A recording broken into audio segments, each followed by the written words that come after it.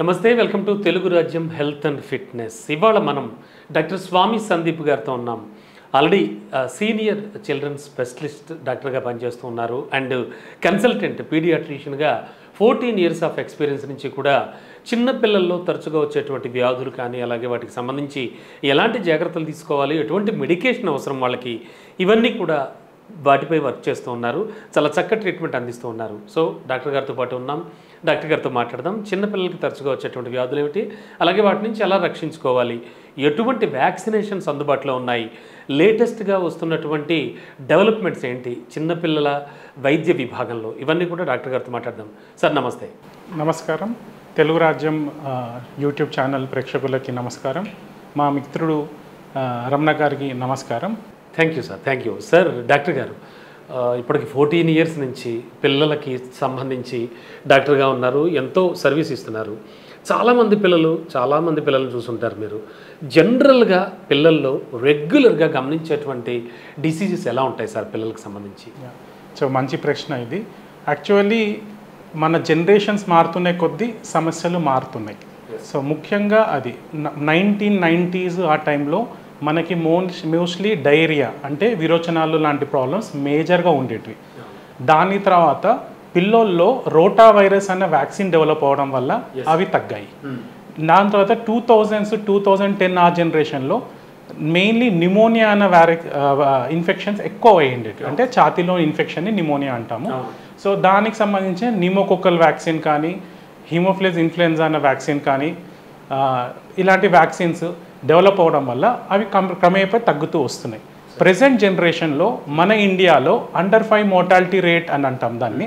So ఆ statistics ప్రకారం presently పుట్టికతో అంటే చిన్న నవజాతి శిశువులు అంటాం, 28 డేస్ బేబీస్ని నవజాతి శిశువు అంటాం, దాన్ని న్యూ బోర్న్స్ అంటాము. వాళ్ళలో జరిగే మార్బిడిటీస్ అండ్ మార్టాలిటీ అంటే మరణించే సంఖ్య కానీ లేదు అని అంటే కానీ వాళ్ళలో వచ్చే ఇబ్బందులు కానీ ఈ 28 డేస్లో అండర్ 5 మార్టాలిటీ రేట్లో నియర్లీ 50 to 60% కవర్ అవుతుంది.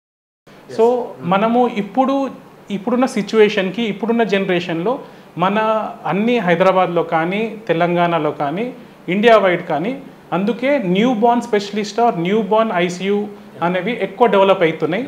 దాని కేరింగ్ కోసమే మనము ఎక్కువ వీక్షిస్తున్నాము. గవర్నమెంట్ కూడా స్పెషల్గా SNCU అని స్పెషల్ న్యూనేటల్ కేర్ యూనిట్స్ అని డెవలప్ చేసింది. ఇది సెంట్రల్ గవర్నమెంట్ ప్రతి జిల్లాకి ఇచ్చింది. దానికి స్పెషలిస్ట్గా డాక్టర్స్ కూడా అవైలబుల్ చేస్తున్నారు. బట్ ఇంకా చాలా డెవలప్ చేసేది ఉంది. బట్ గవర్నమెంట్ నుంచి కూడా చాలా మంచి రెస్పాన్స్ ఉంది newborn specialist. Yes sir. Doctor గారు ముఖ్యంగా నవజాత శిశువుల స్పెషలిస్ట్గా ఉన్నారు మీరు. చాలా కేర్తో చూడాల్సినటువంటి ఏజ్ పిల్లలది. మరి ఈ టైంలో ఎక్కువగా పిల్లలకి వ్యాధులు వచ్చేది నవజాత శిశువుల టైంలో ఉన్నప్పుడా, లేకపోతే ఇయర్ బై ఇయర్ పెరుగుతున్నప్పుడా? ఎక్కువగా మీరు గమనిస్తున్న కేసులు ఎవరిలో గమనిస్తున్నారు? సో ఇది నవజాత శిశువులతో పాటు మొదటి 2 సంవత్సరాలు లోపల ఉండే పిల్లల్లో ఇన్ఫెక్షన్స్ అనేవి ఎక్కువ ఉంటాయి. వయసు పెరిగే కొద్దీ క్రమేణా 5 సంవత్సరాల వరకు కూడా మనము పిల్లల్ని జాగ్రత్తగా చూసుకోవాలి. సో 5 ఇయర్స్ వరకు చాలా కేర్గా చూసుకునే వయసు 100%. సో ఎందుకు అని అంటే మన బాడీ మెకానిజంలో ఇమ్యూనిటీ అని ఉంటుంది, లింఫ్ నోడ్ సిస్టమ్ అంటాం. అంటే లింఫ్ అంటే మన బాడీలో ఇన్ఫెక్షన్ని ఫైటింగ్ చేసే సెల్స్ అంటాం, లింఫోసైట్స్ అంటాం దాన్ని.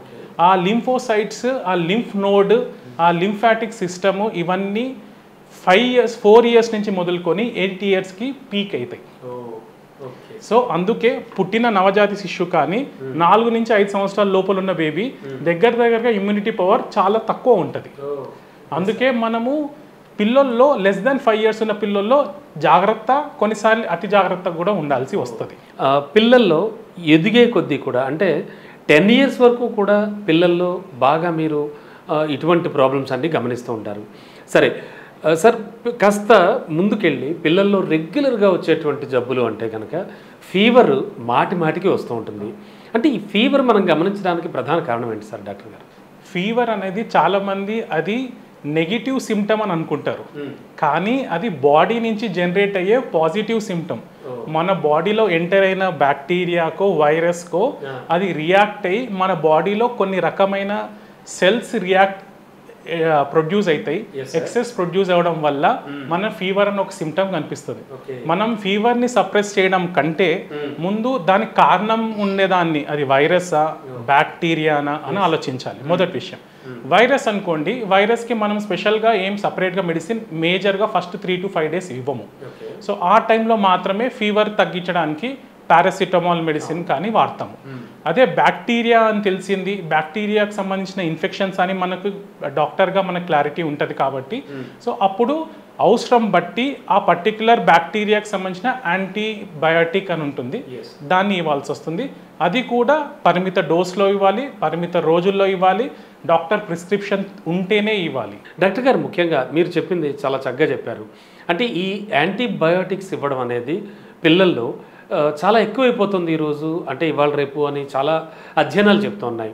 అసలు యాంటీబయాటిక్ అనేది ఎప్పుడు ఇస్తాం పిల్లలకి, ఎప్పటి నుంచి అవసరం పడుతుంది? అంటే ఒక సపోజ్ ఫీవర్తో మీ దగ్గరికి వచ్చినా, కాఫ్తో మీ దగ్గరికి వచ్చినా, ఫర్దర్గా ఏ ప్రాబ్లంతో వచ్చినా కూడా యాంటీబయాటిక్స్ యొక్క విశిష్టత ఏంటి, వాటిని ఎప్పుడు ఇవ్వాలి, ఎలా ఇవ్వాలి పిల్లలకి? ఫస్ట్ విషయం ఏంటంటే యాంటీబయాటిక్ మేము నా 14 years ఎక్స్పీరియన్స్ కానీ నా ఫ్రెండ్స్ హైదరాబాద్లో ఉండే అందరు పీడియాట్రిషియన్స్లో మేము కామన్గా డిస్కస్ చేసే దాంట్లో ఫస్ట్ 3 to 5 days 3 days మినిమంలో మేము యాంటీబయాటిక్ ఇవ్వము ఎటువంటి డిసీజ్ అయినా కానీ. సో ఫీవర్ని తగ్గించడానికి మా దగ్గర 2-3 రకాల మందులు ఉన్నాయి. ఫస్ట్ బేసిక్ పారాసిటమాల్తో తగ్గలేదు అంటే దాని ఆల్టర్నేట్ ఉందండి. దాని ఆల్టర్నేట్ అంటే డోస్ పెంచడమా? డోస్ కాదండి, దానికి మెఫనమిక్ యాసిడ్ అని దాని ఆల్టర్నేట్ హై గ్రేడ్ ఫీవర్ సంబంధించిన మెడిసిన్ ఉంది. దానికి ఆల్టర్నేట్గా ఐబుప్రూఫిన్ అని ఇంకో మెడిసిన్ ఉంది, అది నొప్పికి పనిచేస్తుంది, ఫీవర్కి పనిచేస్తుంది. 3 అది కాదు అనుకోండి, ఫీవర్ ఎక్స్ట్రీమ్లీ హై ఉందంటే మనము ఎడాపెడే ఇంజెక్షన్స్ ఇవ్వము. న్యూ బార్న్ బేబీస్లో చిన్నగా సపోజిటరీ అని ఒక చిన్న టాబ్లెట్ ఉంటుంది, అది మోషన్కి వెళ్ళే ద్వారంలో పెడతారు.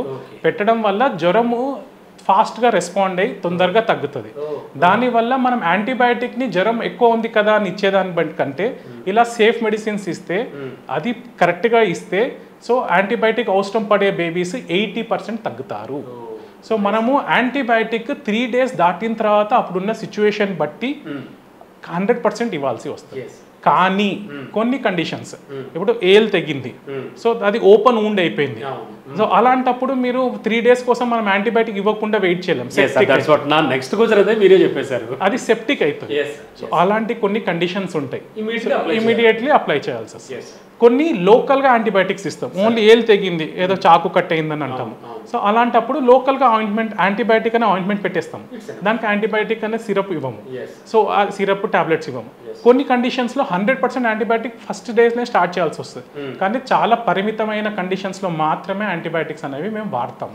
ఫస్ట్ 3 daysలో మ్యాక్సిమం నాలెడ్జ్ ఉన్న ఏ డాక్టర్ అయినా ఎప్పుడు యాంటీబయాటిక్ స్టార్ట్ చేయరు. అంటే జనరల్గా ఫీవర్స్లో కూడా రెగ్యులర్గా వస్తున్న ఫీవర్ సంగతి పక్కన పెడితే కనుక ఒకేసారి హై టెంపరేచర్ వస్తుంది చాలామందికి. అండ్ ఆ హై టెంపరేచర్లో కూడా కొంతమంది నేను గమనించాను, నా ఫ్యామిలీలో కావచ్చు, నా ఫ్రెండ్స్ పిల్లల్లో కావచ్చు, ఫిట్స్లా వచ్చి పడిపోవడం కానీ, ఈ నోట్లోంచి సొంగ కారణాలు లాంటివి, ఇలాంటివి అబ్జర్వ్ చేస్తూ ఉంటాం. దీని కండిషన్ ఏంటి సార్, ఎలా ఉంటుంది ట్రీట్మెంట్? సో మీరు అడిగిన క్వశ్చన్ని దాని డయాగ్నోసిస్ పేరు ఫెబ్రైల్ కన్వల్షన్స్ అంటాము, ఫెబ్రైల్ సీజర్స్ అంటాం. ఫెబ్రైల్ అంటే ఫీవర్, కన్వల్షన్ అన్న సీజర్స్ అన్న ఫిట్స్ని సీజర్ అంటాం. సో ఇది ఇన్ జనరల్గా 6 నెలల నుంచి పిల్లల నుంచి 5 నుంచి 6 సంవత్సరాల మధ్యలో పిల్లల్లో కామన్గా వస్తుంది. ఇది జ్వరము సడన్గా హై అయినప్పుడు కొంతమంది పిల్లల్లో, అందరి పిల్లల్లో కాదు, ఇది గుర్తుపెట్టుకోవాల్సింది, అందరి పిల్లల్లో వస్తుంది కదా అని ఆ మందు వాడాల్సిన అవసరం లేదు. సో ఓన్లీ కొంతమంది పిల్లల్లో హై గ్రేడ్ ఫీవర్స్ వచ్చినప్పుడు ఆ ఫీవర్ని మనం నెగ్లెక్ట్ చేస్తే, ఆ ఫీవర్ హై గ్రేడ్ టెంపరేచర్ని బాడీని యాక్సెప్ట్ చేయలేకుంటే, బ్రెయిన్ యాక్సెప్ట్ చేయనప్పుడు దానివల్ల ఫిట్ త్రో చేస్తారు. ఇది ఇప్పుడున్న జనరేషన్లో స్టాటిస్టికలీ 10 to 20% మాత్రమే, అంటే ప్రతి లెస్ దాన్ 10% అందరికీ ఫిట్స్ రావు. అందుకే హై గ్రేడ్ ఫీవర్ వచ్చినప్పుడు వెంటనే డాక్టర్ని కలవాలి, క్వాలిఫైడ్ డాక్టర్ని కలవాలి, దాని తగ్గట్టు మెడిసిన్స్ తీసుకోవాలి. అవసరమైతే సపోజిటరీ పెడతారు, అవసరమైతే ఒక చిన్న డోస్ ఆఫ్ ఇంజెక్టబుల్ పారాసిటమాల్ ఇస్తారు. సో ఇది ఎమర్జెన్సీ అయినప్పుడు అలాంటివి టైమ్లీ ట్రీట్మెంట్ చేసుకుంటే ఈ ఫిట్కి ల్యాండ్ అవ్వని పరిస్థితిలో సేఫ్ అండ్ బేబీకి సేఫ్గా మనం చూసుకోగలుగుతాం. సో ఈ సొంగగార్చడము, లేదంటే కళ్ళు పైకి వేయడము, ఇవన్నీ ఫిట్కి సంబంధించిన లక్షణాలు. దాన్ని సీజర్స్ అంటాం, దానికి సంబంధించిన లక్షణాలు. ఆ టైంలో ఇన్ జనరల్గా ఫీవర్తో పాటు మాత్రమే ఫిట్స్ వచ్చినాయి అనుకోండి, మేము ప్రొఫైలాక్సిస్ అంటే జ్వరం వచ్చినప్పుడు మాత్రమే ఆ ఫిట్కి సంబంధించిన బేసిక్ లో డోస్ ఒక యాంటీ ఎపిలెప్టిక్ అంటే సీజర్ సంబంధించిన మెడిసిన్ ఇస్తాము. అది కోర్స్ కాదు, అది 1 సంవత్సరం కోర్సు 2 సంవత్సరాల కోర్స్ అని ఇన్ జనరల్లీ ఇవ్వము. అది రిపీటెడ్గా దాన్ని ఏటిపికల్ అంటే అది ఫ్రీక్వెంట్గా కాకుండా మల్టిపుల్ టైమ్స్ వస్తుంది. అది బ్రెయిన్లో ఏదైనా టెక్నికల్గా ఈఈజీ అనే పరీక్షలో కానీ సిటీ అనే పరీక్షలో సిటీ స్కాన్ అనే పరీక్షలో ఏదైనా ఇబ్బందులు వస్తే అప్పుడే కోర్స్ లాగా చేస్తాము. ఇన్ జనరల్గా ఫెబ్రల్ కన్వల్షన్స్కి prophylactic anti epileptic drugs in జనరల్గా 1 or 2 days మ్యాక్సిమం 3 days లోపల ఇస్తే సరిపోతుంది. ఎస్ సార్ జనరల్గా హై టెంపరేచర్ వచ్చినప్పుడు ఫిట్స్కి సంబంధించి నేను ఒకటి సందేహం అడిగాను, మీరు చెప్పారు, నైస్ అండి. అలా కాకుండా హై టెంపరేచర్ వచ్చినప్పుడు ఎటువంటి సైడ్ ఎఫెక్ట్స్ కనిపిస్తూ ఉంటాయి జనరల్గా పిల్లల్లో? సో హై టెంపరేచర్ వచ్చినప్పుడు ఫస్ట్ పిల్లల్లో అలసట అనేది, వీక్నెస్ అనేది చాలా ముఖ్యమైనది.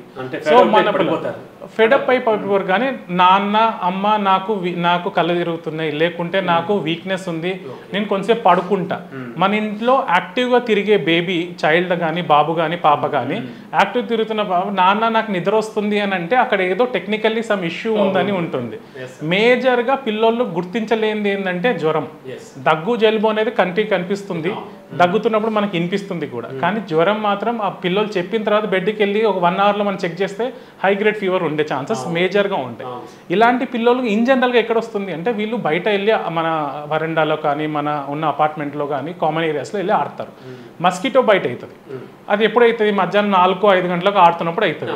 ఈవినింగ్ మన పాప 6 పాపనో బాబో 8 గంటలకు 9 గంటలకు పడుకునే పాప 7 గంటలకు 7:30కి పడుకుంటా అన్నప్పుడు మస్కిటోస్లో వైరల్ మాస్గా స్ప్రెడ్ అవుతుంది కాబట్టి కొంచెం ఫీవర్ అనేది స్టార్ట్ అవుతుంది. కాబట్టి తను ఆ వీక్నెస్ని ఫీల్ అయ్యి తను ఏం చేస్తుంది అని అంటే వెళ్ళి పడుకుంటా అని చెప్తుంది.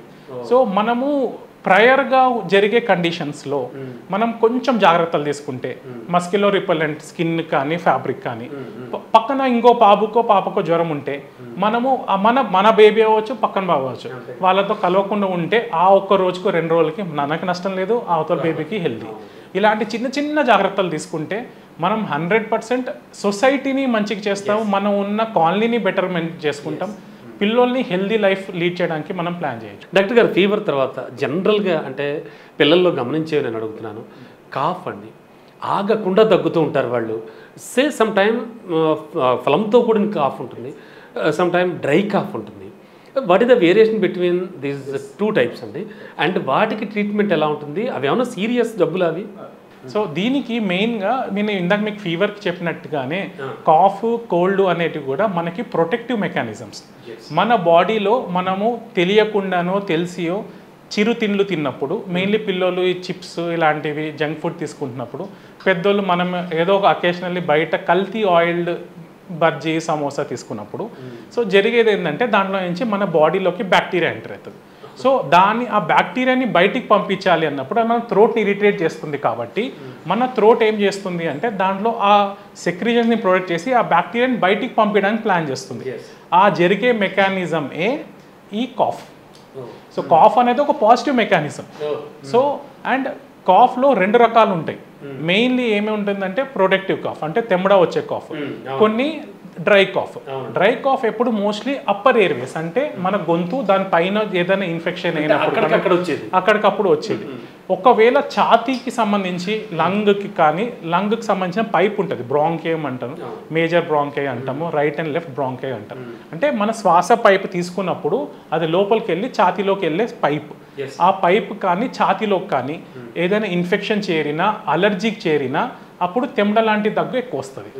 సో తెమ్మడ లాంటి దగ్గులో మళ్ళీ ఇన్ఫెక్షన్ కాజ్ వేరే, అలర్జిక్ కాఫ్ వేరే. ఇందులో 2 రకాలు ఉంటుంది. సో అలర్జిక్ కాఫ్ అనేది మనము ఆస్తమా, పెద్దోళ్ళు అయితే దాన్ని ఆస్తమా అంటాం. అంటే ఒక పర్టికులర్ వస్తువు ట్రిగర్స్ పర్టికులర్ వస్తువు పడలేదు. నాకు తెలిసిన కొంతమందిలో బాయిల్డ్ ఎగ్ పడదు, కొంతమందికి వంకాయ పడదు. రీసెంట్లీ నేను ఒక బాబుని చూసినాను, ఆ బాబు చాక్లెట్ తింటే పడదు. సార్ అందరు పిల్లలు చాక్లెట్ తింటారు సార్, మా బాబు ఒక్కడే చాక్లెట్ తింటే పడదా సార్ అని అంటే it is like that. So ఒక పర్టికులర్ వస్తువుకి అన్ని వస్తువులు స్టాప్ చేయడానికి అవసరం లేదు. అలర్జీ ఉన్నాడు అంటే ఆ అలర్జీకి సంబంధించిన ఆ పర్టికులర్ థింగ్ కానీ దాని ప్యానల్ ఆఫ్ థింగ్స్ కానీ ఇవి మాత్రం అవాయిడ్ చేస్తే సరిపోతుంది. కొంతమంది ఏం చేస్తారంటే మా బాబు అలర్జీకి ఉన్నాడని చెప్పేసి పాలు ఆపేస్తారు, పెరుగు ఆపేస్తారు, ఏవైతే ముఖ్యమైన విషయాలు అవన్నీ ఆపేస్తారు. ఇవి ఆపేస్తే పాలు చాలా ఎసెన్షియల్ కాల్షియం కోసం. సో ఇలాంటివి చాలా వస్తువులు ఉంటాయి. సో ఏది మీ బేబీకో మీ బాబుకో మీ పాపకు పడదో ఆ పర్టికులర్ థింగ్, ఆ పర్టికులర్ ఫుడ్ కానీ ఫ్యాబ్రిక్ కానీ బట్టలతో కూడా అవ్వచ్చు, పాలిస్టర్ మిక్స్ అయితే గడ్డి పడకపోవచ్చు. సో అప్పుడు మనం పార్క్ను అవాయిడ్ చేస్తే సరిపోతుంది. సో ఫుడ్ను అవాయిడ్ చేయాల్సిన అవసరం ఉండదు, తెలుసుకోవాలి అంతే. సో ఫ్యాబ్రిక్లో పాలిస్టర్ మిక్స్ ఉంటే పడదు, ప్యూర్ కాటన్ వేస్తే పడుతుంది. అలాంటని మీరు మిల్క్ అవాయిడ్ చేస్తారు, అలాంటని అవాయిడ్ చేయాల్సిన అవసరం లేదు. మనం తెలుసుకుంటే మనము పేరెంట్స్గా మనం చేయాల్సిన చిన్న చిన్న విషయాలు. నేను నా పిల్లలకు సంబంధించిన పేరెంట్స్కి అడ్వైజ్ చేసిందంటే మా బాబు అలర్జీకి ఉన్నాడంటే ఒక 5 రూపీస్ నోట్బుక్ ఓపెన్ చేసుకొని కొనుక్కొని దాంట్లో డైలీ మీరు మార్నింగ్ నుంచి ఈవినింగ్ వరకు మీ బేబీకి ఏం పెడుతున్నారు, ఏం డ్రెస్ వేస్తున్నారు, ఈరోజు ఏదైనా స్పెషల్గా ఎక్కడికైనా వెళ్ళినారు, కొంచెం మెయింటైన్ చేస్తే అర్థమైపోతుంది, ఈజీగా క్లారిటీ వస్తుంది. దాని పరీక్ష మనకి వేలల్లో పోయే బదులు మనము ఒక చిన్న మన పిల్లోడిని జాగ్రత్తగా టెక్నికల్లీ చేసుకుంటే అన్ని ఖర్చులు చేయాల్సిన అవసరం రాదు. డాక్టర్ గారు, ముఖ్యంగా కాఫ్ సిరప్ల విషయంలో చాలా డౌట్లు ఉన్నాయి, కన్ఫ్యూజన్లు ఉన్నాయి. ఎందుకంటే మార్కెట్లో చాలా విరివిగా దొరుకుతున్నాయి varieties of medicines. Of course అన్ని మెడిసిన్స్ కూడా మంచివే, ఖచ్చితంగా మీలాంటి సీనియర్ డాక్టర్స్ ప్రిస్క్రైబ్ చేసేవే. అయితే కాఫ్ సిరప్ అనేది ఏ స్థాయిలో ఏ మోతాదులో పట్టాలి? ఎందుకంటే కాఫ్ సిరప్ ఖచ్చితంగా పిల్లవాడికి ఇస్తే వాడు మత్తుగా ఉంటాడు. అంటే నేను గమనించింది చెప్తున్నాను మీకు. సో అంటే కొంచెం డ్రౌజీనెస్ ఉంటుంది పిల్లలకి. సో కాఫ్ సిరప్స్ నిజంగా డేంజరా, లేకపోతే ఎట్లా వాడాలి, ఏంటది? సో మంచి క్వశ్చన్. యాక్చువల్లీ కాఫ్ సిరప్స్ ముందు జనరేషన్లో ఒక 5-10 years బ్యాక్ వరకు కాఫ్ సిరప్లో కోడీన్ అనే ఒక డ్రగ్ అండ్ డెక్సామిథాఫిన్ అనే డ్రగ్ ఫ్రీక్వెంట్గా వాడేవాళ్ళు. గవర్నమెంట్ ఆల్సో కాఫ్ సిరప్ల గురించి చాలా బ్యాన్ చేసింది. 532 డ్రగ్స్ DGCA అనే వాళ్ళ డ్రగ్ కంట్రోల్ వాళ్ళు ఉంటారు కదా, దాన్ని వాళ్ళు ప్యాన్లో పెట్టారు. దాంట్లో ఈవెన్ ఫీవర్ మెడిసిన్ కాంబినేషన్స్ని కూడా బ్యాన్ చేశారు. సో మన గవర్నమెంట్ ప్రాపర్గానే ఇస్తుంది, దాన్ని మనం ప్రాపర్గా ఇంప్లిమెంట్ చేస్తే మనము హెల్దీ ఇండియన్ అవ్వడానికి చాలా ఈజీగా అవుతాం. సో కాఫ్ సిరప్కి వస్తే కోడిన్ అని వాడేవాళ్ళము, డెక్సామిథాఫిన్ అని వాడేవాళ్ళం. సో అది రాను పిల్లల్ని ఎక్కువ డ్రౌజీ చేసేది. అది వేసుకున్న తర్వాత పిల్లలు స్కూల్లో పర్ఫార్మెన్స్ కూడా డల్గా ఉండేవాళ్ళు, నిద్రపోయేవాళ్ళు. సో రాను మన టెక్నాలజీ పెరిగి నాలెడ్జ్ పెరిగేసరికి మనం దాన్ని ఇప్పుడు కోడిన్ అనే మెడిసిన్ పిల్లల డాక్టర్ 99.999% పెట్టరు ఇప్పుడు ఈ మధ్య. డెక్సామిథాసోన్ కూడా మ్యాక్సిమం ఒక 5 to 10% మాత్రమే అవసరం ఉండే ఆ పర్టికులర్ కాఫ్ అనిపించినప్పుడు. బ్రాసీ కాఫ్ అంటాం, అంటే అది ఒక డాగ్ బార్క్ లాగా స్టైల్లో ఉంటుంది. సో మీరు విన్నారో లేదు అంటే మీకు తెలియదు కాదు, కోరింత దగ్గు దాన్ని అసలు కోరింత అనే ఒక డిసీజ్, అది వైరస్ అది. సో పట్టిసూస్ అనేది, సో దాన్ని పట్టిసైడ్ కాఫ్ అంటారు. మీరు అన్నది కూడా ఇది కూడా సేమ్. సో ఆ కాఫ్ ఉన్నప్పుడు అవసరం ఉండే దాన్ని బట్టి వాడుతున్నాం. ఇన్ జనరల్గా మనం ఆంబ్రాక్సిల్ అన్న బేసిక్ కాఫ్ సిరప్ వాడుతున్నాం. ప్రెసెంట్లీ అయితే ఇది మ్యాక్సిమం ఎవరిలో నెగిటివ్ ఎఫెక్ట్స్ అయితే ఏం లేవు. అది వాడినా కూడా స్కూల్ పర్ఫార్మెన్స్ బాగానే ఉంటుంది, నిద్ర డ్రౌజీ లాంటి లక్షణాలు ప్రెసెంట్లో అయితే లేవు. పాతకు వాడుతున్న మెడిసిన్స్లో ఇలాంటి ఇబ్బంది ఉన్నాయి. అలాంటివి ఏదైనా మీకు కనిపించినా మీ డాక్టర్ని అడగండి ఫస్ట్, సార్ ఇది మా బాబుకు నిజంగా అవసరమా అండి. అవసరమైతే కంపల్సరీగా ఆ డోస్ ప్రకారంగా ఆ 1 డేనో 2 డేసో వాడండి. లేదు డాక్టర్ మేము ఆల్టర్నేటివ్ ఇవ్వగలుగుతాము, దానికంటే ఇంకా కొంచెం బెటర్ సేఫ్ మెడిసిన్ ఇస్తామంటే అది తీసుకొని అది వాడండి. Definitely sir. అండ్ యాజ్ యూజువల్గా పిల్లల్లో మనం ఎక్కువగా గమనించేవి, నేనంటే ఫీవర్ గురించి అడిగాను, కాఫ్ గురించి అడిగాను, కాఫ్ అండ్ కోల్డ్ గురించి కూడా చెప్పారు మీరు. నెక్స్ట్ చాలా సీరియస్ అంటే మోషన్స్ అండ్ వామిటింగ్స్. సార్ ఇవి రెండు కలిపి ఒకసారి రాకూడదు అంటారు, కానీ చాలా సందర్భాల్లో పిల్లలకి మనం గమనిస్తూ ఉంటాం, చాలా ఇబ్బంది పడుతూ ఉంటాం. సో అంటే ఇప్పటికీ కూడా చాలామంది ఇబ్బంది పడుతూ ఉన్నారు. అంటే వైద్యం ఎంత డెవలప్ అవుతున్నా కూడా గబుక్కుని ఒకసారి స్టార్ట్ అయితే వాళ్ళకి బై 2 to 3 hours లోపు ఫేడ్ అవుట్ అయిపోయి వాళ్ళు ఎలా పడితే అలా అయిపోతున్నారు. బట్ అంటే ఇవి రెండు ఒకసారి రాకూడదా? ఒకవేళ మోషన్స్ కంట్రోల్ అవ్వడం అనేది వాటికి సంబంధించి ఎలాంటి మెడికేషన్ ఇస్తూ ఉంటారు? ఆ పరిస్థితి ఇప్పుడున్న పిల్లల్లో ఎలా ఉంది sir? Exact. So actually motions పాత జస్ట్ కొంచెం హిస్టరీ నుంచి వెళ్దాం. ముందు ఏమైందంటే మోషన్స్ మన డెత్ అంటే అండర్ 5 మార్టాలిటీ రేట్ అనేది ఒక ఉంటుంది ఇండియాలో, ఒక పారామీటర్ అది. సో దాని ముందు కారణం 1990s ఫస్ట్ కలరా అనేది, అంటే లూజ్ మోషన్ సంబంధించింది. అప్పుడు కలరా బిల్లలు అనే చిన్న గోల్డ్ టాబ్లెట్స్ ఇచ్చేటోళ్ళు. సో ఇది హిస్టరీ. ప్రెసెంట్లీ ఏమైతుందంటే లూజ్ మోషన్స్ వామిటింగ్స్కి కారణం ఫుడ్ అడల్ట్రేషన్, అంటే మెయిన్లీ కల్తీ అయిన ఫుడ్ తినడం వల్ల. మనము ఇంట్లో వండుకున్న ఫుడ్ మోస్ట్లీ సేఫ్, మోస్ట్లీ ఏంది 100% సేఫ్. మనం ఎప్పుడైతే బయట ఫుడ్కి అలవాటు పడ్డామో, ఫాస్ట్ ఫుడ్ కల్చర్కి అలవాటు పడ్డామో అండ్ జంక్ ఫుడ్ కల్చర్కి అలవాటు పడ్డామో, మనము ఆ హ్యాండ్లింగ్ ఆఫ్ ఫుడ్ వల్ల వాళ్ళకి ఫ్రీక్వెంట్గా ఇన్ఫెక్షన్ వచ్చే ఛాన్సెస్ ఎక్కువ ఉన్నాయి. అండ్ మనకి బ్యాక్టీరియా వైరస్ 2 కారణాల వల్ల మోషన్స్ ఫామ్ అవుతుంది. అంటే దాన్ని అక్యూట్ గ్యాస్ట్రోఎంటరైటిస్ అంటాము. దాంట్లో వైరస్ ఉంది, బ్యాక్టీరియా ఉంది. మనము వైరస్ని కంట్రోల్ చేయడానికి మనకి రోటా వైరస్ అనేది మేజర్ కారణం కాబట్టి దానికి సంబంధించిన వ్యాక్సిన్ ప్రైవేట్లో అవైలబుల్ ఉంటుంది, గవర్నమెంట్లో అవైలబుల్ ఉంది. గవర్నమెంట్ దాన్ని కోర్స్ కూడా కంటిన్యూ చేస్తుంది. ప్రెజెంట్లీ మన అంగన్వాడీల్లో, మన లోకల్ పిహెచ్సిలో కానీ గవర్నమెంట్ హాస్పిటల్స్ అన్ని దగ్గర అవైలబుల్ ఉన్నాయి. దానివల్ల మేజర్గా వైరస్ ప్రాబ్లమ్స్ సెట్ అవుతున్నాయి.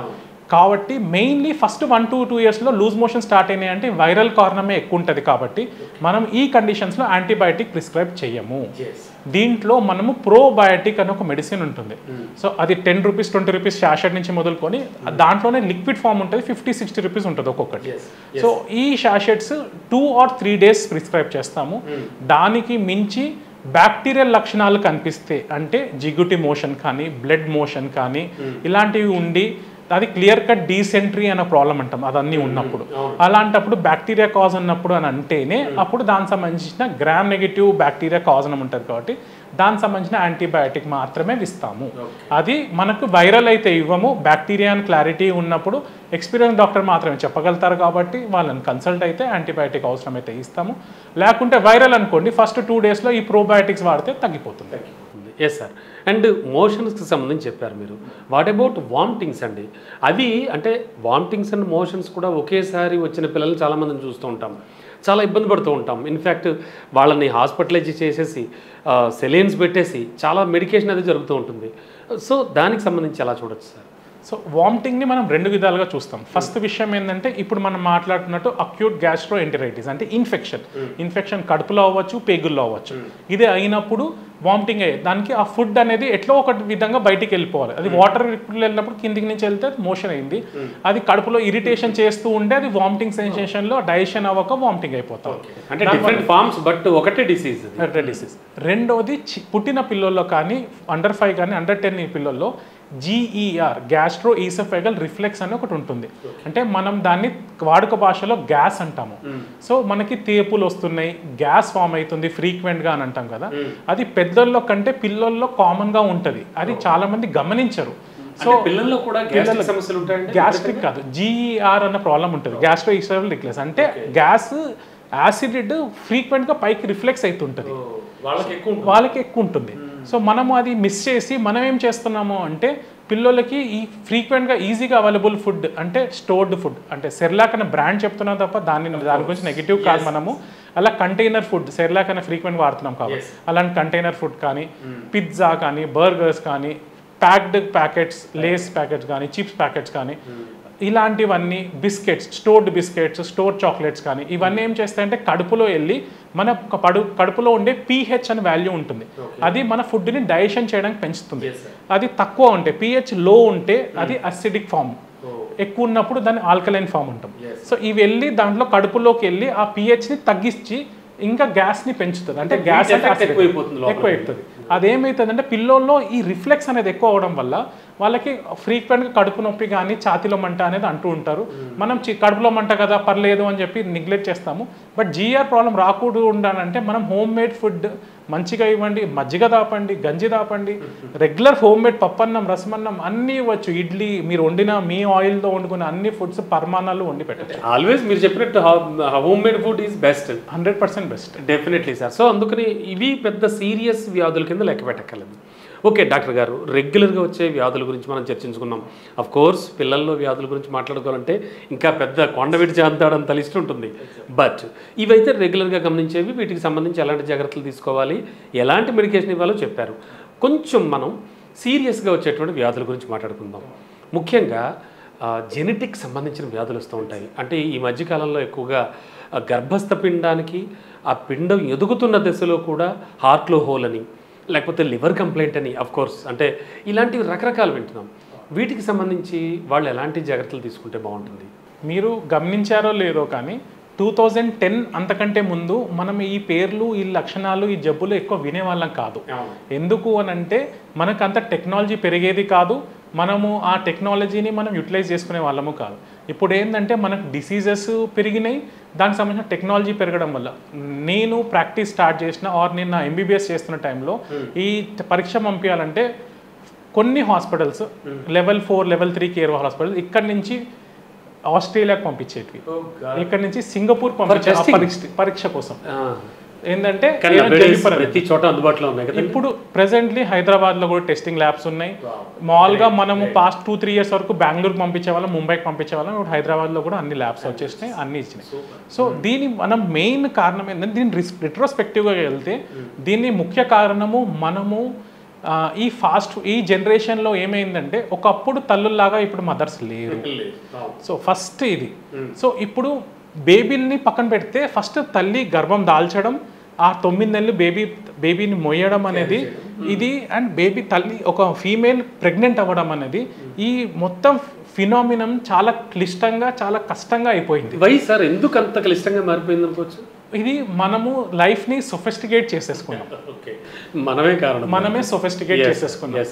మన తల్లులు 2-3 బేబీలు కన్నారు, మన పెద్ద అమ్మమ్మలు వయసు ఉన్న వాళ్ళు 6-7 కన్నారు. అదే అనబోతున్నా, కొంచెం వెనక్కి వెళితే 10 మంది 12 మంది పిల్లలు కనేవారు కదా. ఏ రోజు ఇలాంటి సమస్య వచ్చేది కాదు. ఇప్పుడు కూడా కొన్ని కమ్యూనిటీస్లో కూడా కొంచెం హై ప్రొడక్షన్ రేట్ ఉన్నా కూడా వాళ్ళు సేఫ్ ఉన్నారు, వాళ్ళ బేబీలు కూడా సేఫ్ ఉన్నారు. వాళ్ళు ఆ బేబీస్ని ఎట్లా రేర్ చేస్తున్నారు అనేది సెకండరీ విషయం. సో మనము సొఫిస్టికేషన్ అయిపోయి మనము AC life, MNC life, so ఇలాంటివి తయారైపోయినాం. సో మనకు ఫోన్లో జొమాటో, స్విగ్గీ ఓపెన్ చేస్తే ఫుడ్ వస్తుంది, బ్లింకిట్ అని కొడితే సామాన్ వస్తుంది. సో మనం నడవడం తగ్గిపోయినాం, మన లైఫ్ స్టైల్ మనము పూర్తిగా న్యూక్లియర్ ఫ్యామిలీస్ అవ్వడం, అంటే వైఫ్ హస్బెండ్ మాత్రమే ఉండడం. సో పెద్దోళ్ళ ఏమంటారు వాళ్ళ కంట్రోల్లో ఉండకపోవడం. సో పెద్దోళ్ళని మనము అంత నెగ్లెక్ట్ చేయడం, ఇలాంటివి. ఎప్పుడైనా కానీ ఏ పేరెంట్ అయినా కానీ పెద్దోళ్ళు, అమ్మమ్మ అవ్వచ్చు, నాన్నమ్మ అవ్వచ్చు, మన పెద్దోళ్ళు ఎవరైనా అవ్వచ్చు, మనలకి చెడు చేయాలని ఎప్పుడు ఆలోచించారు. సో ఆ విషయంలో వాళ్ళు చెప్తున్న మాటల్లో వాళ్ళకి అండర్లైన్ వాళ్ళకున్న ఎక్స్పీరియన్స్ ప్రకారం, వాళ్ళు డాక్టర్ కాకపోవచ్చు కానీ వాళ్ళకున్న ఎక్స్పీరియన్స్ ప్రకారం వాళ్ళు ప్రతి చిన్న విషయం క్లియర్గా అబ్జర్వ్ చేసి ఇంతమందికి చూసి చెప్తారు. దాంట్లో ఏదైనా టెక్నికల్గా ఇష్యూ ఉంటే డాక్టర్గా మేము రెస్పాండ్ చేస్తాం. సో కానీ వాళ్ళు చెప్పేవి 99% మ్యాక్సిమం మంచిగా ఉంటాయి. ఏదైనా టెక్నికల్ ఉంటే we try to correct it, but most of the things are correct. So వీళ్ళు మెయిన్లీ ప్రెగ్నెన్సీ దాల్చడం, అందుకే ఐవీఎఫ్ సెంటర్లు పెరిగిపోయినాయి. గవర్నమెంట్ కూడా ఐవీఎఫ్ సెంటర్లు తీసుకురావాల్సి వచ్చింది. ఒకప్పుడు లేనిది ఇప్పుడు ఎందుకు వచ్చిందంటే ఇదే కారణం. సో మన సొఫిస్టికేషన్ లైఫ్.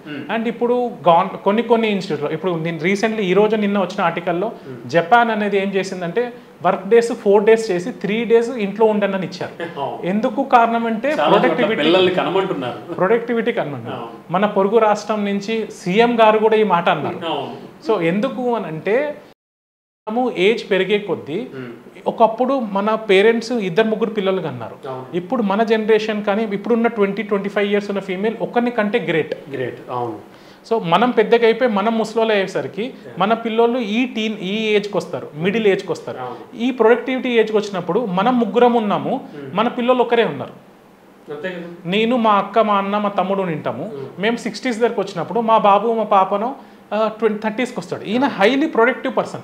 ఈయన ఏంటంటే లైఫ్లో కానీ మన వర్కింగ్ స్కిల్లో కానీ ఈయన హైలీ ప్రొడక్టివ్ పర్సన్. సో ఇలాంటి పర్సన్ ఒక్కడే ఉంటారు. మేము 3 ఓల్డ్ పర్సన్స్ ఉండడం వల్ల సొసైటీ ఏమైపోతుందంటే ఎక్కువ ఓల్డ్ ఏజ్ పీపుల్ ఎక్కువైపోతారు, యంగ్ జనరేషన్ తక్కువైపోయి మన ఓవరాల్ జీడిపిలో కానీ ఓవరాల్ ఈ విషయాల్లో ఎగ్జాక్ట్లీ. సో దానివల్ల ఏంటంటే మనము మన good life style, good habits చేయడం వల్ల సో లేడీస్లో కానీ ఇట్లా ఈ యంగ్ టీనేజ్ అమ్మాయిల్లో కానీ సో మంచి లక్షణాలు అలవించండి. సో మంచి లక్షణాలు అంటే మీకు తెలుసు, మీరు ఇప్పుడు ఏం జనరేషన్లో ఏం చేస్తున్నామని. నేను ఒక చిన్న ఎగ్జాంపుల్ కోట్ చేస్తున్నా, ఇది బాధతో చెప్తున్నా. రెండో విషయంగా, ముందు సర్వైకల్ క్యాన్సర్ అనే ప్రాబ్లం ఉండేది, ఇప్పుడు చాలా అవేర్నెస్ వచ్చేస్తూ ఉంది. సో ఇది ఇన్ జనరల్గా ఏమైందంటే చాలా లక్షల్లో 1-2 డిటెక్ట్ చేసేవాళ్ళు. నిన్న 2000s నేను ఎంబీబీఎస్ చేసినప్పుడు అక్కడక్కడ ఎవరో లక్షల్లో 1 డిటెక్ట్ చేశారు. ఇప్పుడు ఆ సర్వైకల్ సంబంధించిన వ్యాక్సిన్ డెవలప్ అయిందండి. సో దాన్ని హ్యూమన్ ప్యాపిలోమా వైరస్ అంటాం. ఆ వ్యాక్సిన్ ఇప్పుడు మేము 9 years నుంచి 11-12 years మధ్యలో అమ్మాయిలకి ఇవ్వాలని రికమెండేషన్స్ వచ్చినాయి. ఎందుకు మనం 9 నుంచి 12 years మధ్యలో అమ్మాయికి రికమెండ్ చేస్తున్నాము, ఇది మీకే వదిలేస్తున్నాను. సో మీ పిల్లల్ని మీరు ఆ వైరస్ ఎక్స్పోజర్ ఎట్లయితుంది, అది కలయిక వల్ల ఎక్స్పోజర్ అవుతుంది. సో మనము మన పిల్లల్ని జాగ్రత్తగా పెట్టుకుంటే ఈ వైరస్ బారిన పడాల్సిన అవసరం రాదు. దీని ఫర్దర్గా ఇది వ్యాక్సిన్ తీసుకోవడం 100% సేఫ్, మంచిది. ప్రొటెక్షన్ కోసం వ్యాక్సిన్ 100% మంచిది కాదంటలేను. కానీ మన పిల్లల్లో మనం ఎంత జాగ్రత్తగా పెట్టుకుంటున్నాము, వాళ్ళని ఎంత కంట్రోల్లో పెట్టినాము. ఫ్రీడమ్ అనేది ఒక లైన్ వరకు మాత్రమే, దాన్ని మించినది కాదు. సో ఆ లైన్ లోపల ఉన్నప్పుడు మనము మన పిల్లలకి ఎలాంటి సమస్యలు రావు. చిన్న చిన్న సమస్యలు వచ్చినప్పుడు అందరూ అవైలబుల్లో ఉంటారు. కాంప్లికేట్ చేసుకున్నప్పుడే సమస్యలు జటిలమవుతాయి. దానివల్లనే మనం ఫర్దర్గా ఇబ్బందులు పడతాము, బాధపడతాం. So HPV virus 10 to 12 years మధ్యలో ఎందుకు ఇస్తున్నాము అంటే అది మీకే వదిలేస్తున్నాము. ఎందుకు ఈ జనరేషన్ వాళ్ళని ఇట్లా ఎందుకు అవుతుంది అనేది మనం పేరెంటల్ కంట్రోల్ ఉంటే, ఎందుకంటే parent is more than God. So కాబట్టి పేరెంట్ కంట్రోల్ ఉంటే ఈ వ్యాక్సిన్ ఆ టైంలో ఇచ్చినా వేరే టైంలో ఇచ్చినా దాని పని మనం చేసుకుంటుంది. కానీ మన పిల్లలకు జాగ్రత్తగా చూసుకుంటే ఈ సమస్య రాకుండా ఉండేది. Definitely sir. డాక్టర్ గారు మీరు నాకు ఒక అద్భుతమైన లీడ్ ఇచ్చారు ఇప్పుడు వ్యాక్సినేషన్కి సంబంధించి. ఇన్ఫ్యాక్ట్ నా క్వశ్చన్స్లో ఆ లిస్టులో అది కూడా ఉంది. అసలు వ్యాక్సినేషన్ యొక్క యూజ్ ఏమిటి? వ్యాక్సినేషన్ అనేది పుట్టిన పిల్లల నుంచి మొదలుపెట్టి up to 10 years or 12 years, I don't know actually, అప్పటి వరకు కూడా ఇస్తూ ఉన్నారు. సరే, ఇలా ఇచ్చి వ్యాక్సినేషన్స్లో మగపిల్లలకి ఆడపిల్లలకి వేరువేరు ఉండొచ్చు. ఇప్పుడు మీరు చెప్పిన దాన్ని బట్టి నాకు అర్థమవుతుంది. బట్ ఈ వ్యాక్సినేషన్ లిస్ట్లో ఒక చార్ట్ ఇస్తారు మీరు, ఆ చార్ట్ ప్రకారం టిక్లు పెట్టుకుంటూ వెళుతూ ఉంటారు. 6 months 1 year ఇలా. బట్ ఇందులో ఒక చోట మధ్యలో ఎప్పుడైనా ఒక వ్యాక్సిన్ మిస్ అయితే పొరపాటుని ఏదో ఒక సందర్భంలో ఎక్కడికైనా వెళ్ళి ఉండొచ్చు, కుదరకపోవచ్చు. ఇటువంటి సందర్భాల్లో ఏమైనా ప్రాబ్లమా? అసలు వ్యాక్సినేషన్ యొక్క ఇంపార్టెన్స్ ఏంటి పిల్లల్లో? సో వ్యాక్సినేషన్ ఇంపార్టెన్స్ మనం ఇప్పుడు మాట్లాడుకున్నా కూడా ఇందాక జరుగుతుంది కూడా అదే. మనము ఫస్ట్ చిన్నప్పుడు 20s, 1990s and 2000s diarrhoea అనే ప్రాబ్లమ్ కామన్గా ఫేస్ చేస్తాం. దానికి రోటా వైరస్ అనే వ్యాక్సిన్ ఇంట్రడ్యూస్ చేసిన తర్వాత ఇప్పుడు కంపారిటివ్లీ 60-70% ఇన్ఫెక్షన్స్ తగ్గినాయి. నీమోకోకల్ వ్యాక్సిన్ డెవలప్ చేసినాం, ఇన్ఫ్లుయెన్జా వ్యాక్సిన్ డెవలప్ చేసినాం, హిమోఫిలస్ ఇన్ఫ్లుయెన్జా వ్యాక్సిన్. దీనివల్ల నిమోనియా కేసెస్ తగ్గడం స్టార్ట్ అయ్యాయి. అండర్ 5 మార్టాలిటీ రేట్ గురించి మనం ఫ్రీక్వెంట్గా డిస్కస్. మీ మాట కట్టొచ్చాను. న్యూమోనియా అనేది చాలా చాలా ప్రమాదం పిల్లల్లో అనేది బాగా రెగ్యులర్గా వింటూ ఉంటాం. దానివల్ల మరణాలు కూడా సంభవిస్తున్నాయి. అంటే టెక్నాలజీ ఎంత డెవలప్ అయిపోయినా కూడా, మెడికేషన్ ఎంత సూపర్ ఫాస్ట్ అయినా ఈ రోజుల్లో కూడా. సో న్యూమోనియా కూడా స్పెషల్ వ్యాక్సిన్స్ వచ్చేసాయండి. Pneumonia vaccines past 10 to 15 years మార్కెట్లో ఉన్నాయి. దీన్ని గవర్నమెంట్ కూడా రియలైజ్ అయింది. ఈ వ్యాక్సిన్ పాస్ట్ 5 to 7 years నుంచి ఈవెన్ గవర్నమెంట్ కూడా సప్లై. సో ఖచ్చితంగా ఇచ్చుకోవడం మంచిది పిల్లలకి. 100% అండి. వ్యాక్సిన్ అనేది ఏ వ్యాక్సిన్ హానికరం కాదు. పులి స్టాప్ 100%.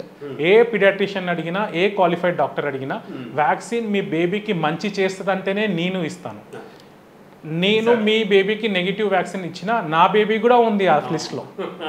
ఆ లిస్ట్లో నా బేబీ ఉంది, నా ఫ్రెండ్ పాప ఉంది, బాబు ఉన్నారు, అందరు ఉన్నారు. నేను అదే వ్యాక్సిన్ నేను మా బాబుకి ఇస్తున్నా, మా పాపకు కూడా ఇస్తున్నాను అంటే అది సేఫ్, పాజిటివ్ ఇస్తుంది అంటేనే నేను ఇచ్చిన చార్ట్, నేను నా హాస్పిటల్లో ఇచ్చే చార్ట్, అన్ని చార్ట్ మొత్తం నా బాబుకి మా పాపకి నేను ఇచ్చినాను. ఏ వ్యాక్సిన్ వదలలేదు. రెండో క్వశ్చన్ మీద అడిగింది ఏంటంటే బై మిస్టేక్ ఎప్పుడైనా వ్యాక్సిన్ మిస్ అవుతాము ఊరికైనప్పుడు ఏంటంటే దీన్ని క్యాచ్అప్ వ్యాక్సినేషన్ అంటాము. వ్యాక్సిన్లో 2 చార్ట్లు ఉంటాయి, ఒకటి రెగ్యులర్ చార్ట్, ఒకటి క్యాచ్అప్ చార్ట్ అని. ఇప్పుడు మనం పుట్టినప్పుడు ఇక్కడ ముద్ర సూది అంటాం తెలుగులో, దాన్ని బీసీజీ అంటాం. టీకా, ముద్ర సూది, దీన్ని బీసీజీ. ఇది మెయిన్లీ టీబీ అని, అంటే ట్యూబర్క్యులోసిస్ అనే డిసీజ్ని కంట్రోల్ చేయాలి. రెగ్యులర్ కాఫ్ వచ్చి ఎక్కువ రోజులు దగ్గున్న వాళ్ళని 21 రోజులు దగ్గుంటే మీరు టీవీ పరీక్ష క్షయవ్యాధి. ఎగ్జాక్ట్లీ. సో దీన్ని ఉంటుంది, ఈ వ్యాక్సిన్ దానికి ఇస్తాం. ఒకవేళ పుట్టుక టైంలో బై మిస్టేక్ ఏదో రీజన్తో మిస్ అయింది అనుకోండి, దీన్ని క్యాచ్అప్ వ్యాక్సిన్ 1 year వరకు ఇవ్వచ్చు. అంటే ఒకవేళ మిస్ అయినా పర్వాలేదు, టెన్షన్ పడ్డం కంటే దీన్ని నెక్స్ట్ టైం చేద్దాం. ఇప్పుడు మనం ఒక మిస్టేక్ అయింది అనుకోండి, తెలుసో తెలియకో అయింది అనుకోండి, దీన్ని నెక్స్ట్ టైం చేద్దామని ఆలోచించడం కంటే ఆ మిస్టేక్ని పాయింట్అవుట్ చేసుకుంటూ ఉంటే మనకు సొల్యూషన్ రాదు.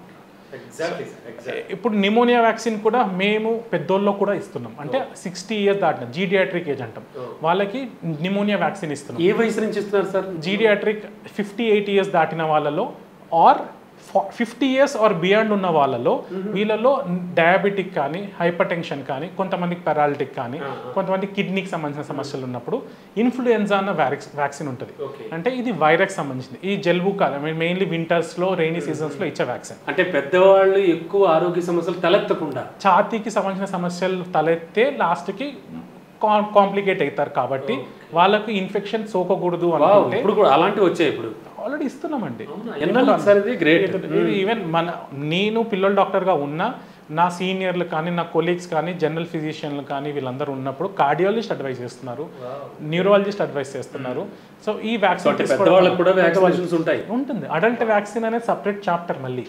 గ్రేట్. అది కాకపోతే 50 years దాటాకే మొదలవుతుంది. లేదు అంటే మీరు 30 yearsకి సంబంధించిన వ్యాక్సిన్స్ ఉంటాయండి, 40 to 50s మధ్యలో సంబంధించిన వ్యాక్సిన్స్ ఉంటాయి, 50 దాటిన వాళ్ళకు కూడా ఉంటాయి. కానీ ప్రతి దానికి ఒక లిమిటేషన్లో మీ ఎవరికి ఎలా అవసరమో అలానే ఇవ్వాలి. కానీ ఇప్పుడు నేను నిమోనియా వ్యాక్సిన్ అని చెప్పినా అని చెప్పేసి బయట clinic board pneumonia vaccine available ఉంది అని చెప్పేసి అందరిని పిలిపించి వ్యాక్సిన్ ఇచ్చి డబ్బులు వసూలు చేయడం అనేది నెగిటివ్ థింగ్. ఎవరికి అవసరం, ఎంత అవసరం, దాని కాస్ట్ ఎఫెక్టివ్నెస్ గురించి మనం ఆలోచించాలి. చూసిన తర్వాత ఎవరికి అవసరమో వాళ్ళకి మాత్రమే ఇస్తే బెస్ట్, సేఫ్. సో వ్యాక్సినేషన్ ఎప్పుడైనా పొరపాటున మిస్ అయినా పిల్లలకి టెన్షన్ పడాల్సిన అవసరం అయితే లేదు.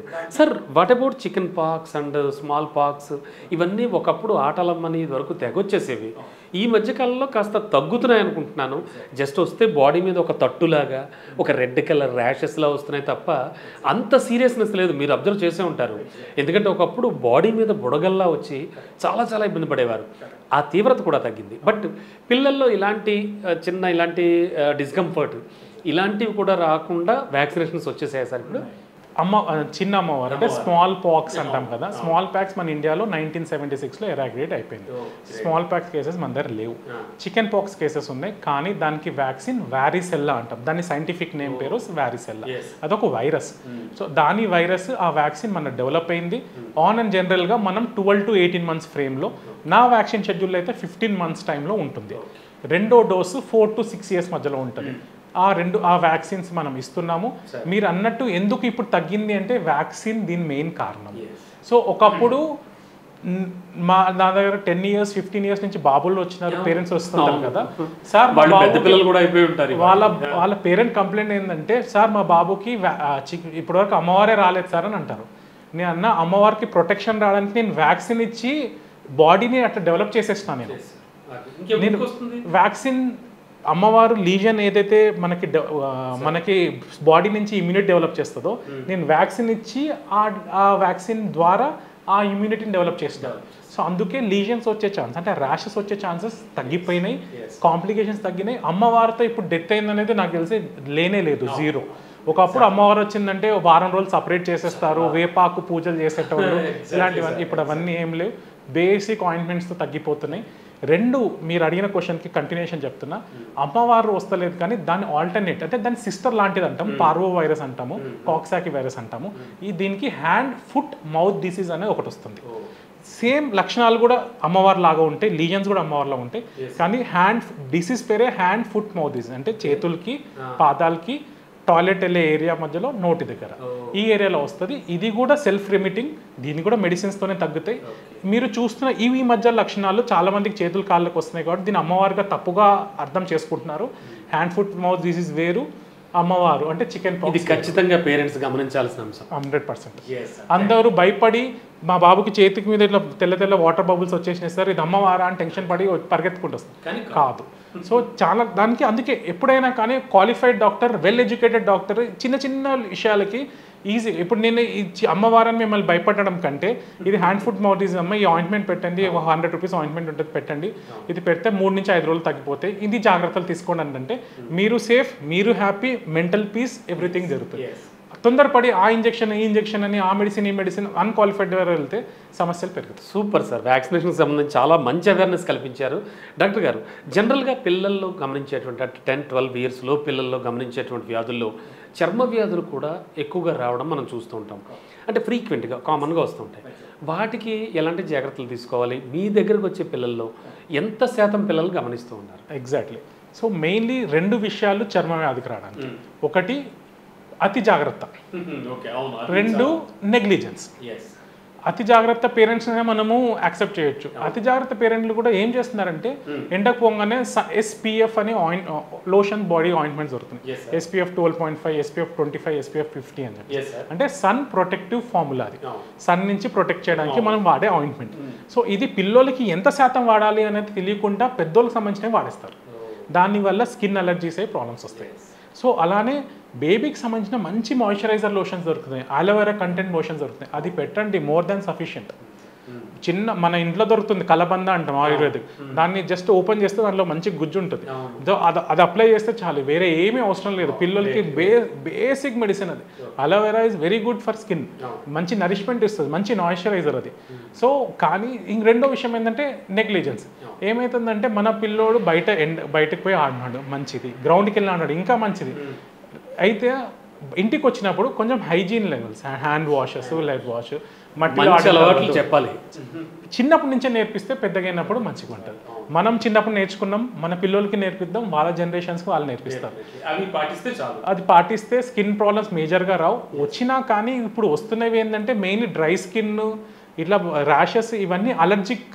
అంటే వాళ్ళు ఎంత చెప్పినా కదండి, ఇలా డస్ట్ ఇలా ఆడడం అలాంటి వాడు ఆడిన తర్వాత వచ్చినప్పుడు బేసిక్ స్నానం చేయించిన, హ్యాండ్ వాష్ చేయించిన, మామూలు నీళ్ళు బేసిక్ సోప్తో స్నానం చేయించినా రికవర్ అయిపోతారు. మనం ఇవి చేయము, తిన్నాడు కదా తినేస్తాడులే అని అదే చేతితో తినిపించేస్తాం. పిల్లలకి తెలియదు, మనం అవేర్నెస్ క్రియేట్ చేయాలి. డాక్టర్ గారు రెగ్యులర్గా వచ్చే ప్రాబ్లమ్స్ అన్నీ మనం డిస్కస్ చేస్తాం, బట్ పిల్లలకు సంబంధించి ఎన్నైనా చెప్పుకోవచ్చు, ఎంతసేపైనా చెప్పుకోవచ్చు. బట్ జనరల్ కండిషన్లో కొన్ని విషయాలు మాట్లాడుకుందాం డాక్టర్ గారు.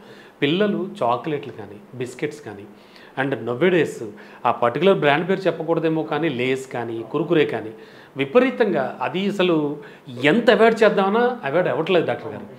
ఒక పేరెంట్గా పోనీ మీరు నన్ను అలా చూడండి, ఒక పేరెంట్గా నేను నా పిల్లలకి ఎలాంటివి ఇవ్వాలి, ఏం చేయాలి? సో ఇది main important, first and foremost ఇప్పుడున్న న్యూక్లియర్ ఫ్యామిలీస్ ఉన్న పేరెంట్స్కి ఫస్ట్ ఇంపార్టెంట్ అయిన మెయిన్ క్వశ్చన్ ఇదే. అంటే ఆల్సో ప్యాకేజ్డ్ ఫుడ్ తప్పట్లేదు, అంటే తప్పని పరిస్థితులు ఇస్తున్నారు. నా క్వశ్చన్ ఏంటంటే మన ప్రేక్షకులకి, మనము ఇంట్లో ఒక స్వీట్ తయారు చేస్తాం, ఎగ్జాంపుల్ చెప్తున్నాం, షుగర్ కంటెంట్, బెల్లం కంటెంట్ వేసి స్వీట్ కంటెంట్ తయారు చేస్తాం. దాన్ని రెఫ్రిజిరేటర్లో ఎన్ని రోజులు పెడతాము? ఒక రోజు 2 రోజులు. అది మన పిల్లలకి పెట్టాం, మళ్ళీ రెండో రోజు అయినా మనమే వేడి చేసుకొని తింటాం, పెద్దోళ్ళుగా మనమే తింటాం. కానీ అదే షుగర్ కంటెంట్ ఉన్న చాక్లెట్ని వాళ్ళు ఆ ఫ్రిడ్జ్లో దాని మ్యానుఫ్యాక్చరింగ్ డేట్ చూస్తే 3-4 నెలల కింద ఉంటుంది. చాలా ఉంటాయి. మన చేతిలారా వండుకున్న స్వీట్నే మనము 2 రోజుల తర్వాత పన్నులకో ఇంకోటి డిస్కార్డ్ చేసేస్తున్నాము. మనము దాంట్లో ప్రిజర్వేటివ్ యూజ్ చేసిన వస్తువుని మనం 3 నెలలు 4 నెలలు అంటే మ్యానుఫ్యాక్చర్ అయిన వస్తువుని దాన్ని ఫ్రిడ్జ్లో పెట్టి మరీ మన పిల్లలకి ఆప్యాయంగా ఇస్తున్నాము. సో అది మేజర్ ఇష్యూ. ఇప్పుడు యూట్యూబ్లు పెరిగినాయి, మెయిన్లీ మదర్స్కి చెప్తున్నా, అవేర్నెస్ బాగా వచ్చింది సార్. ఒకప్పుడు ఏమంటారు అమ్మతనం ఉండేది, ఇప్పుడు నాన్నతనం కూడా ఇంక్లూడ్ అయింది. కాబట్టి అమ్మలకి నాన్నలకి చెప్తుంది ఏంటంటే, ఇంక్లూడింగ్ నేను కూడా ఒక పేరెంట్ కాబట్టి, మనము మన గొప్ప స్కిల్స్ నేర్చుకోకుండా బేసిక్ వంట స్కిల్స్ నేర్చుకొని మన పిల్లలకి ఇంట్లోనే ఫ్రెంచ్ ఫ్రైస్ తయారు చేయొచ్చు. చిన్న ఎగ్జాంపుల్ అండి ఇది. సో ఇలాంటివి చాలా ఉన్నాయి. సో ఇలాంటివి ప్రతి విషయం మనం చేస్తే మన బేబీ ప్రొడక్టివిటీ లైఫ్, అంటే స్కూల్ లైఫ్ కానీ కాలేజ్ లైఫ్ కానీ హెల్దీగా ఉంటుంది. 100% అటెండెన్స్ ఇప్పుడు ఇప్పుడు నేను నాకు తెలిసిన ఒక స్కూల్లో నన్ను పిలిచినారు. ఎందుకు పిలిచినారంటే, సార్ 100% అటెండెన్స్ ఉన్న వాళ్ళకి మనము మొమెంటో ఇస్తున్నాం సార్ అంటే, ఆ స్కూల్లో 2000-3000 పిల్లలు ఉంటే 5-4 మాత్రమే మొమెంటోలు వచ్చినాయి. అదే రీజన్ కొన్ని అన్అవాయిడబుల్ ఇన్సిడెంట్స్ ఉంటాయి, ఏదో ఊరికి పోయేవి అది ఉండొచ్చు, బట్ హెల్త్ రీజన్సే మేజర్గా ఉంటాయి పిల్లల్లో. Exactly sir. నేను ఆ స్కూల్లో ఆ టీచర్ ప్రిన్సిపల్ చెప్పింది ఏంటంటే, మీరు ఫస్ట్ చేయండి ఏంటంటే, వాళ్ళు స్నాక్స్ బాక్స్ పెడతారు పేరెంట్స్. ఎప్పుడైతే పేరెంట్స్కి మీరు బెస్ట్ స్నాక్ బాక్స్ అవార్డ్ అని ఒక ఏదో సన్మానం చిన్నది, అదే ఒక పెన్నో పెన్సిలో ఏదైనా ప్రోత్సాహం ఇస్తే, వాళ్ళ బాక్స్లో ఫ్రూట్స్, వెజిటేబుల్స్ అంటే హోమ్ మేడ్ ఫుడ్ మాత్రమే వస్తుంది తప్ప బయట నుంచి గుడ్ ఐడియా డాక్టర్ గారు, నిజంగా బయట నుంచి ఈ ప్యాకెట్స్ ఆ ప్యాకెట్స్ ఈ చాక్లెటో ఆ చాక్లెటో రాదు. ఒక్క బాబు ఒక్క క్లాస్ మారిందనుకో మొత్తం స్కూల్ మారుతుంది, మొత్తం స్కూల్ మారితే మొత్తం జిల్లా మారుతుంది. Definitely sir, definitely. సో అంటే ఇవి మ్యాక్సిమం హోమ్ మేడ్ ఫుడ్కి మించింది ఏది లేదంటారు పిల్లలు. ఖచ్చితంగా హోమ్ మేడ్లో కూడా మనము చేస్తున్నది ఏంటంటే, పాత పద్ధతులు మానేయండి, ట్రెండీగా చేయండి. మనం కూడా మారుతున్నాం, మనకు యూట్యూబ్లో అన్నీ వస్తున్నాయి, అన్నీ వస్తున్నాయి, ఎట్లా వండాలో చెప్తున్నారు, డిఫరెంట్ వస్తువులను వండుతున్నాయి. పిజ్జాలు చేయొచ్చు, బర్గర్లు చేయొచ్చు, శాండ్విచ్లు చేయొచ్చు, ఇంట్లో చేయండి. దాని టెక్నాలజీ వచ్చింది, దాని ఈవెన్ ఎలక్ట్రానిక్ ప్రోడక్ట్స్ వచ్చినాయి, దానికి సంబంధించినవి ఆయిల్ లేకుండా ఫ్రైయర్స్ వచ్చినాయి.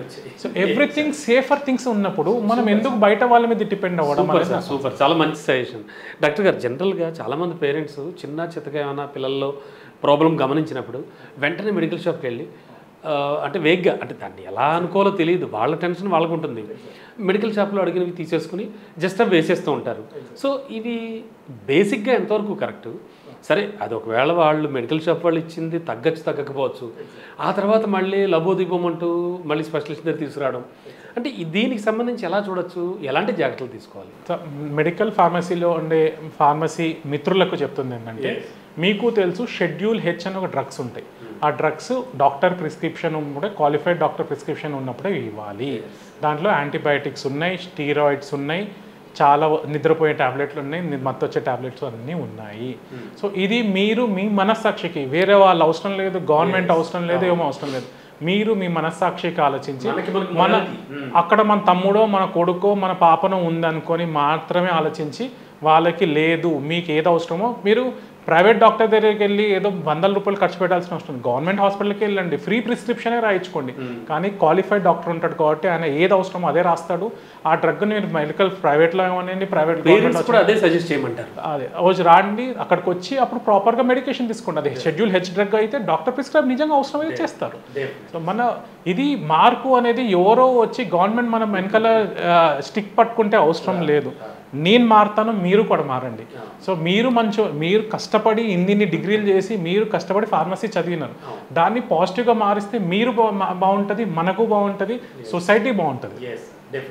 సార్ డాక్టర్ గారు, లాస్ట్ బట్ నాట్ లీస్ట్ అంటే ఓవరాల్గా ఒకప్పుడు మీరు చెప్పినట్టుగా మనకంటే ముందు తరం వాళ్ళు కూడా పిల్లలు ఎలా పడితే అలా పెరిగేవాళ్ళం. మనం కూడా ఇన్ఫ్యాక్ట్ ఇసుకల్లో, రాళ్లల్లో, రప్పల్లో ఆడుకున్నాం, ముళ్ళకంపల్లో తిరిగాం. అంటే జనరల్గా చెప్తున్నాను నేను, ఇన్ని చేసింత అటువంటి లైఫ్ అనుభవించి వచ్చిన వాళ్ళం మనం. నవ్వేడేస్ పిల్లల పెంపకం కానీ పిల్లలదంతా కూడా డిఫరెంట్ అయిపోయింది. అంటే ఇప్పటికి కూడా మనం రోడ్ సైడ్ని రోడ్లు తవ్వుతున్న వాళ్ళని కానీ, పనులు చేస్తున్న కూలీలు కానీ వాళ్ళ పిల్లల్ని ఎండలో పడుకోబెట్టేస్తూ ఉంటారు, వాళ్ళు అలా డస్ట్లో తిరిగేస్తూ ఉంటారు. ఏమిటి వేరియేషన్? అలాంటి పిల్లల గురించి ఏం మాట్లాడుకోవచ్చు? ఎందుకు పిల్లలు ఇంత సుతారంగా, దాన్ని ఏమంటారు, ఇంత సూకరంగా పెంచడం జరుగుతోంది? దీనికి అంటే ఏమైనా సొల్యూషన్ ఉంటుందా? అసలు ఎలా అర్థం చేసుకోవాలి ఇది? దీనికి 2 కారణాలు. మనము పిల్లోల్ని పిల్లోల లైఫ్ స్టైల్ని బ్లేమ్ చేయాల్సిన అవసరం లేదు. దానికి కారణంగా మనం క్రియేట్ చేసిన పాత ఇండస్ట్రియలైజేషన్ చేసి, గ్లోబల్ వార్మింగ్ క్రియేట్ చేసి, చెట్లను నరికి మనము ఎన్నెన్నో డెవలప్మెంట్ అది చేస్తుంది. నేను అంటే నా వయసుకు సంబంధించిన వాళ్ళు, మన వయసుకు సంబంధించిన వాళ్ళు. పిల్లోడు వెళ్ళి ఏమి చెట్టుని నరికేయడు. సో మనము వాళ్ళకి ఆ ఎన్విరాన్మెంట్ క్రియేట్ చేయలేకపోయినాము.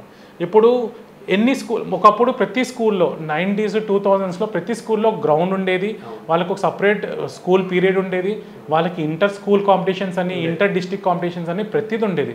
అది ప్రిస్టేజ్గా తీసుకొని మనం అనేది ఇట్లా ఆడేవాళ్ళము. గెలిచినా ఓడినా స్పోర్టీ స్పిరిట్తో ఆడేవాళ్ళం. ఇప్పుడు జనరేషన్లో స్పోర్టీ స్పిరిట్ లేదు, ఆడడము లేదు. కొన్ని స్కూల్లో అయితే ఓన్లీ బిల్డింగ్ ఉంటుంది, సెల్లార్లో లైట్ చీకటి లేని ప్లేస్లో ఒక 15 minutes ఆడిస్తారు. అది ఎంతవరకు కరెక్ట్? ఆ స్కూల్ యాజమాన్యానికి కానీ, ఆ పిల్లలు చదివిస్తున్న పిల్లల తల్లిదండ్రులు కానీ వాళ్ళకి వదిలేద్దాం.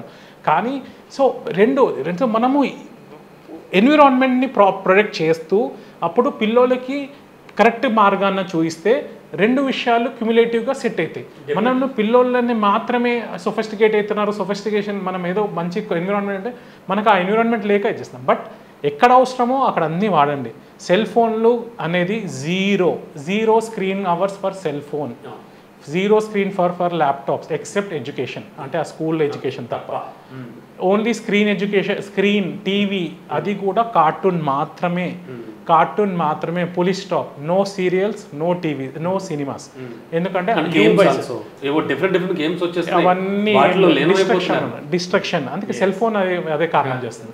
సో ఈ డిస్ట్రక్షన్ ఇవన్నీ ఉంటాయి కాబట్టి సో ఇవన్నీ వద్దు. మంచిగా కార్టూన్ నెట్వర్క్ చూడండి, వాళ్ళతో పాటు పిల్లలుగా మనము చూద్దాం, మనలో ఉన్న పిల్లలతనాన్ని నేర్చుకుందాం, మనం కూడా హ్యాపీగా ఫీల్ అవుతాం. కావాలంటే ఒక 1.5 hour టైం కేటాయించండి, వాళ్ళకి చూపించండి. పిల్లలకి ఏ సీరియల్ వద్దు, ఏ మాస్ సినిమాలు వద్దు, కామెడీ సినిమాస్ యాక్సెప్టెడ్. సో ఇలాంటి cell phone or screen time అనేది 0 చేస్తే మనం మార్పు తీసుకొచ్చి, మీరు మీ అపార్ట్మెంట్లో 101లో మీరు అపార్ట్మెంట్ తీసుకొస్తే 101 నుంచి 101, 102, 103 వెళ్ళి మొత్తం అపార్ట్మెంట్ మారుతుంది. దెన్ ఫర్దర్గా you will see the difference. Yes sir, definitely sir, చాలా చక్కటి విషయాలు మాట్లాడుకున్నాం. మనం అనుకున్నట్టుగా ఇంకా చర్చించడానికి చాలా అంశాలు ఉంటాయి, but time permit and all ఇంకా చాలా విషయాలు నెక్స్ట్ టైం మళ్ళీ మాట్లాడుకుందాం డాక్టర్ గారు. లాస్ట్ బట్ నాట్ లీస్ట్, మా తెలుగు రాజ్యం ప్రేక్షకులకి, ముఖ్యంగా పేరెంట్స్కి, ఆ 0 to 12 ఇయర్స్ లోపు పేరెంట్స్ ఎటువంటి జాగ్రత్తలు తీసుకోవాలి? స్క్రీన్ టైం గురించి కూడా బాగా చెప్పారు మీరు. సో క్లుప్తంగా వాళ్ళకి మీరు ఇచ్చే సలహా ఏంటి? ఎగ్జాక్ట్లీ. సో మన ప్రేక్షకులకి మెయిన్గా చెప్తుంది ఏంటంటే, ఇప్పుడు న్యూక్లియర్ ఫ్యామిలీస్, ఇక్కడ యంగ్ జనరేషన్ ఉన్న మదర్స్ ఫాదర్స్కి ఒక్కసారి మన అమ్మ మన నాన్న మనని ఎంత జాగ్రత్తగా చూసుకున్నారు, అది ఉన్న సిచ్యువేషన్ని బట్టి, అంటే దాన్ని అమ్మతనం నాన్నతనం అంటున్నాం కదా, అది మళ్ళీ తీసుకొద్దాం. ఓకే, మనం చేద్దాం, మనమే చేద్దాం. పక్కనోరి గురించి మనకు అవసరం లేదు, వాళ్ళు మనకి ఏమీ చేయరు. మనము మన పిల్లలు. మీ బాబుకు జలుబు దగ్గు వస్తే ఫిజికల్లీ ఆ అబ్బాయి ఇబ్బంది పడతాడు, సైకలాజికల్లీ మీరు ఇబ్బంది పడతారు. ఒకవేళ వాళ్ళ మేనమామనో వాళ్ళ బాబాయ్ చాక్లెట్ తెచ్చిస్తే వద్దు అని చెప్పడానికి గట్టిగా చెప్పేది మనం చెప్పాలి. బాబు ఎట్లా తిరిగి చెప్పడు, పాప ఎట్లా తిరిగి చెప్పదు.